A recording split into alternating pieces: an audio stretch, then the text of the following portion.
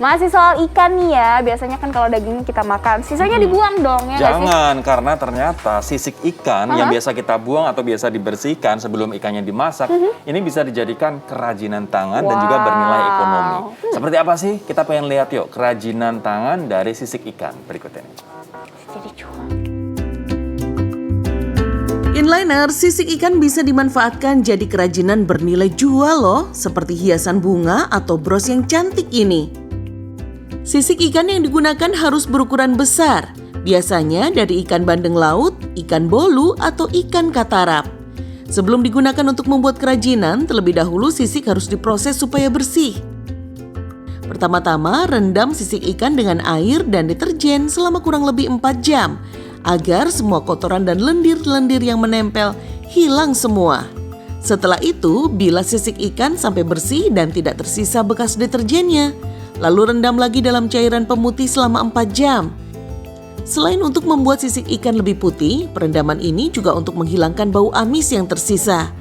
Tiriskan dalam wadah berjaring, kemudian keringkan. Proses pengeringan tidak boleh dijemur inliners karena akan merusak tekstur sisik ikannya, sehingga menjadi terlampau kering. Cukup dengan diangin-anginkan saja ya. Proses selanjutnya adalah penjepitan. Sisik ikan dilipat menjadi 2 bagian, kemudian bagian lipatannya dijepit dengan tang. Tujuannya supaya memberikan tekstur pada sisik ikan. Jadi saat dibuat aneka kerajinan, lebih cantik inliners. Selanjutnya kita buat menjadi bunga. Caranya cukup susun sisik satu persatu kemudian dilem sampai terbentuk bunga seperti ini. Gunakan lem tembak ya, selain cepat kering juga supaya lebih kuat. Setiap satu kuncup bunga maksimal butuh 10 lembar sisik. Buat sebanyak yang diperlukan. Nah, untuk pot bunganya kita manfaatkan nih limbah bekas gonggong atau siput laut. Tinggal disusun melingkar, kemudian dilem dan biarkan sampai kering. Buat 3 susun untuk menjadi sebuah pot. Bagian daun kita warnai dengan cat semprot warna hijau. Pewarnaan juga bisa menggunakan pewarna tekstil, tapi prosesnya lebih lama. Selanjutnya kita beri batang dari ranting pohon. Bisa menggunakan ranting pohon asli supaya terlihat lebih realistik. Bisa juga menggunakan kawat lilit yang dibentuk menyerupai batang pohon. Tinggal pasangkan ke dalam pot, kemudian dilem.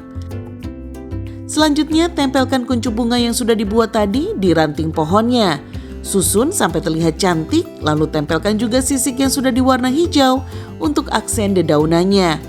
Kalau sudah, semprot dengan cat bening untuk memberikan kesan mengkilap. Untuk semakin mempercantik tampilan bunganya, bisa bubuhi glitter berwarna di bagian pinggir kelopak bunga.